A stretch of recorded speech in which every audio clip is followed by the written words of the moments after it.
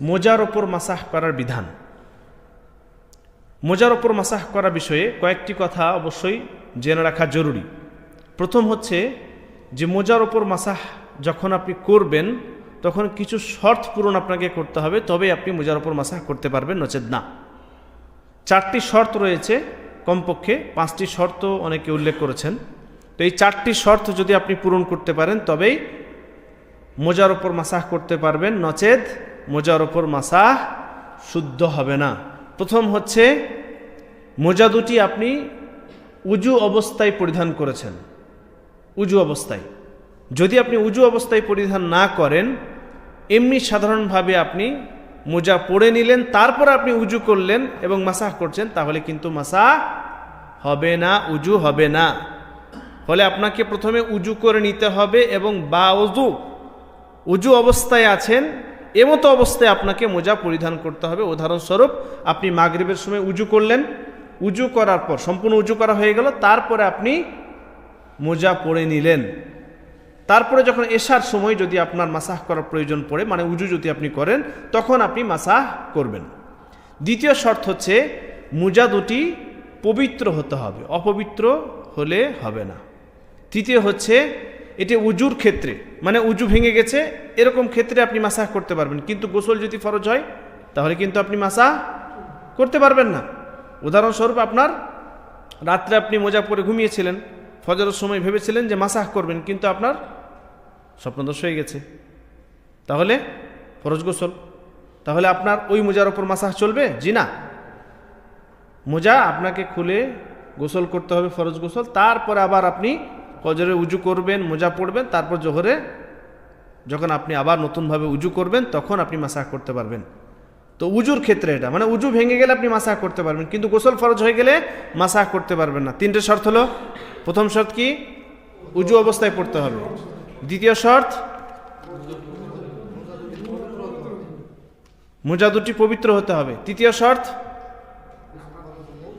উজুর ক্ষেত্রে গোসল ফরজ হয়ে গেলে সেই মোজার উপর মাসাহ করা চলবে না, বরং যদি উজু ভেঙে যায় তাহলে আপনি মাসাহ করতে পারবেন।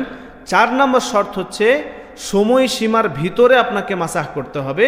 আর মুকিমদের জন্য, যারা গৃহবাসী, যারা মুকিম, তাদের জন্য 24 ঘন্টা, 1 দিন 1 রাত। আর যারা মুসাফির তাদের জন্য 3 দিন 3 রাত, অর্থাৎ 72 ঘন্টা। এই সময়সীমার ভিতরে আপনাকে মাসাহ করতে হবে। যদি সময়সীমা পেরিয়ে যায় তারপরে যদি আপনি মাসাহ করেন তাহলে মাসাহ শুদ্ধ হবে না। এই 4টি শর্ত আপনাকে মনে রাখতে হবে।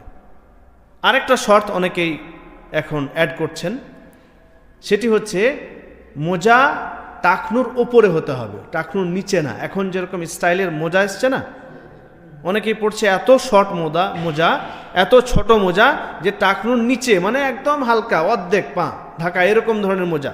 তো এই মোজার ওপর মাসাহ হবে না, মোজা টাকনুর উপর পর্যন্ত হতে হবে, এটাও একটা শর্ত। তাহলে টোটাল 5টি শর্ত হলো। এই 5টি শর্ত আপনাকে মনে রাখতে হবে। এই 5টি শর্ত যদি পাওয়া যায় তাহলে মোজার ওপর মাসাহ করতে পারবেন। আর এই 5টি শর্ত যদি মনে না রাখেন এবং এভাবেই যদি আপনি মাসাহ করতে থাকেন তাহলে কিন্তু আপনার মোজার ওপর মাসাহ হবে না।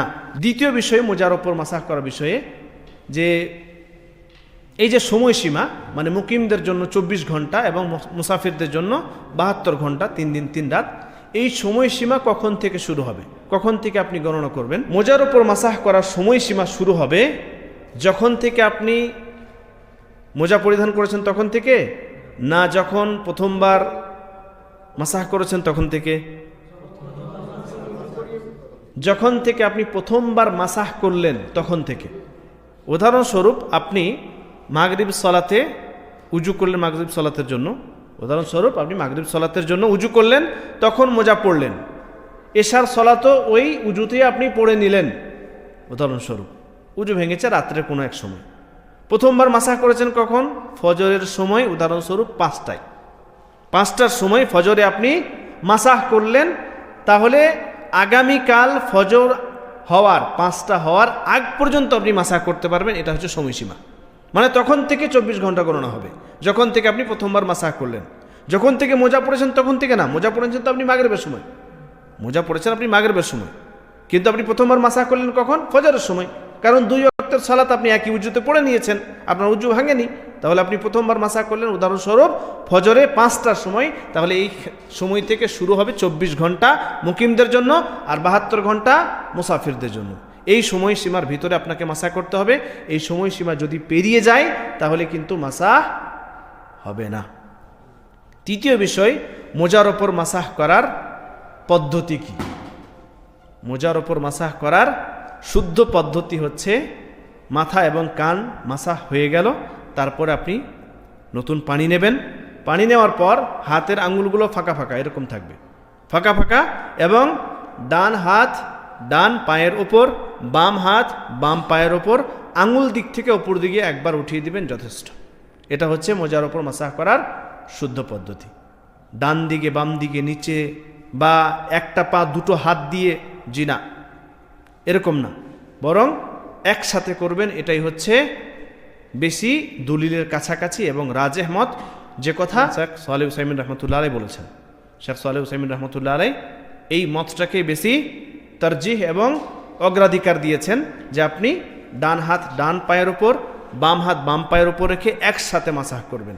যেরকম আমরা কানের মাসাহ করি, কানের মাসাহ প্রথমে ডান হাত দিয়ে করে নিই, তারপরে বাম হাত দিয়ে করি, জি না, একসাথে করি তো। তো সেই রকমই যখন আমরা পায়ের মোজার ওপর মাসাহ করব, তখনও একসাথে আমরা করব, এটাই হচ্ছে উত্তম।